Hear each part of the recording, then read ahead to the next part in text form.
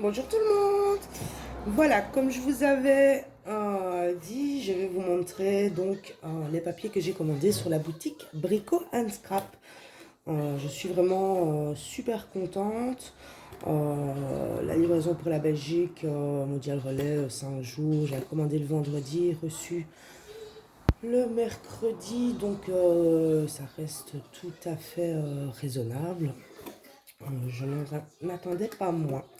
Donc, très très très bien emballé, rien à dire à ce niveau-là. Les petits cadeaux qui font plaisir, hein, on goûtera ça au déjeuner demain matin. Alors,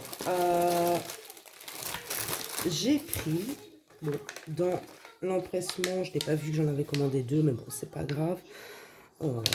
J'ai de quoi faire et je pense que je vais m'en servir souvent. La Vintage Patina, la Rust.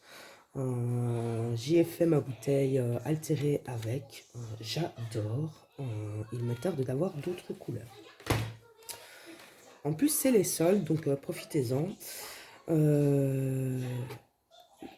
L'encre à embosser, hein, parce que je n'en ai pas et j'avoue que j'ai pas mal d'idées avec ces trucs-là.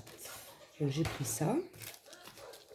L'outil pour les coins des albums. Mon Dieu, qu'est-ce que je galère à la main à faire mes coins. Donc ça, c'était important. Des attaches parisiennes, attaches avec les petits anneaux, là pour les petits bijoux d'album. Un aimant pression, que je n'ai encore jamais testé. Donc j'en ai pris deux juste pour essayer. Des petites flippettes. Et alors, le plus chouette, j'ai pris tout ce qu'il y avait de la collection Sea Dream de Stamperia. J'ai flashé sur ces papiers. J'ai pris les 20 par 20, hein, vu que bien souvent je fais du 21 par 21 pour les albums. Donc là, je me dis que c'est génial. J'aurais pas forcément à découper dans les papiers. Donc voilà. Et ils ont l'air magnifique, on peut regarder ensemble. Je vais ouvrir ça.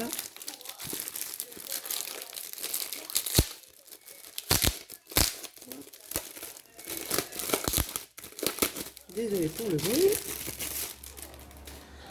Donc, voilà quelques-uns, vous pouvez voir, c'est juste magnifique. J'avais plusieurs collections qui me plaisaient bien, surtout dans les vagabondes, mais là, quand j'ai vu ces papiers, je me suis dit, waouh, là, ouais, les idées fusaient dans ma tête. Regardez-moi ça, comme c'est magnifique. Ils sont superbes ces papiers. Forcément, j'ai pris, je n'ai jamais testé, mais voilà, j'ai pris deux feuilles de papier de riz. Hein. On verra ce que ça donne. C'est la première fois que je vais utiliser ça. Ils sont superbes aussi. Ici, j'ai pris les chipboards de la collection. Hein. Tout aussi magnifique aussi. Et tous les dice cuts, histoire de bien décorer tout ça. Vous voyez, il y en a quand même un paquet dedans. Il y a de quoi faire. Et pour agrémenter tout ça, mon album, du papier bleu, je ne sais plus la référence, et du papier blanc qui, oh, je découvre, il est tout lisse, il est tout beau, rien à voir avec celui que j'avais. Donc voilà. Je termine mon album, mon appareil photo vintage, qui est en bonne voie là. Et ensuite, je m'attaque à tout ça. Je pense vous faire dans l'immédiat pas de tuto de l'album photo vintage parce que je découvre petit à petit, je le fais pour la première fois, mais je referai un gabarit, j'en ferai un tuto sur papier blanc tout simple pour vous montrer les découpes, tout ça à faire. Après la déco, ça reste le même principe que pour un album. on retire quelques millimètres, on vient décorer là où on veut. Et voilà. Donc je ferai peut-être sous forme de gabarit. Ce sera plus simple et ça ira beaucoup plus vite.